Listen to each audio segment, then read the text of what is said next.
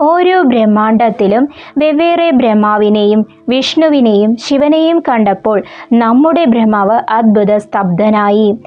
ഈ അനന്തമായ വൈവിധ്യത്തെക്കുറിച്ച് വിവരിക്കുന്ന 5-ാം ശ്ലോകത്തിലേക്ക് നമുക്ക് ശ്രദ്ധിക്കാം. 2-ാം അധ്യായം, ശ്ലോകം 5, ബ്രഹ്മാണ്ടങ്ങളിലെ വൈവിധ്യം. ഓരോ പ്രപഞ്ചവും എങ്ങനെ ഒന്നിൽ നിന്ന് ഒന്ന് വ്യത്യസ്തമായിരിക്കുന്നു എന്ന് ഈ ശ്ലോകം വ്യക്തമാക്കുന്നു. നമുക്ക് ശ്ലോകത്തിലേക്ക് കടക്കാം. സംസ്കൃത ശ്ലോകം.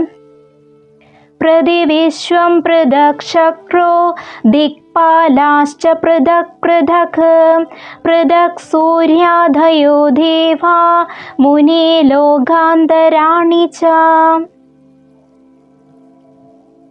പദാനുപദ അർത്ഥം: പ്രതിവിശ്വം ഓരോ പ്രപഞ്ചത്തിലും, അതായത് ഓരോ ബ്രഹ്മാണ്ടത്തിലും, പൃഥക് വെവ്വേറെ, ശക്രഃ ഇന്ദ്രൻ, ദിക്പാലാഹ ദിക്പാലകർ, അഷ്ടദിക്പാലകർ, ച പൃഥക് പൃഥക് വെവ്വേറെയായി, സൂര്യാധയഃ സൂര്യൻ തുടങ്ങിയ, ദേവാഹ ദേവന്മാർ, മുനേ ഹേ മുനേ, ലോകാന്തരാണി മറ്റ് ലോകങ്ങൾ, ഭൂമി, സ്വർഗം, പാതാളം തുടങ്ങിയവ.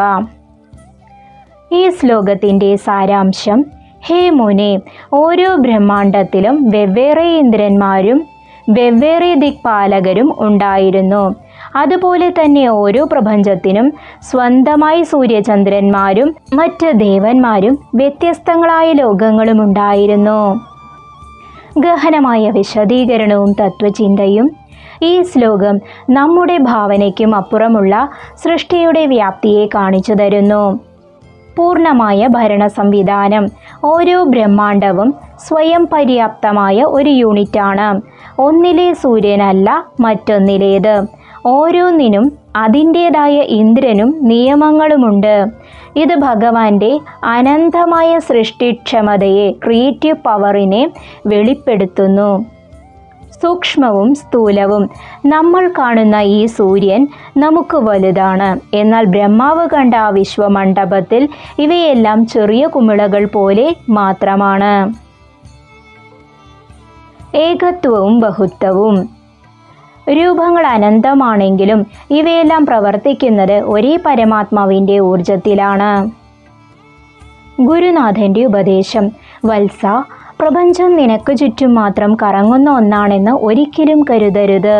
ഭഗവാന്റെ ഈ അനന്തകോടി സൃഷ്ടികളിൽ നാം എത്ര നിസാരരാണെന്ന് ചിന്തിക്കുമ്പോൾ നമ്മുടെ ഉള്ളിലെ അഹം, അതായത് ഈഗോ, അലിയാൻ തുടങ്ങും.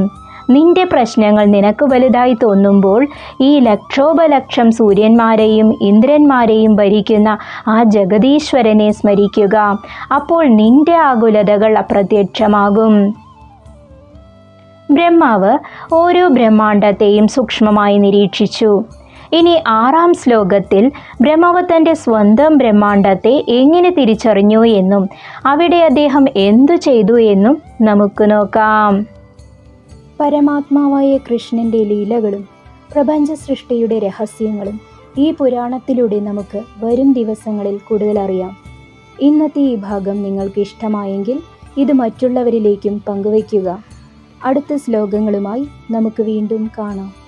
നന്ദി, നമസ്കാരം.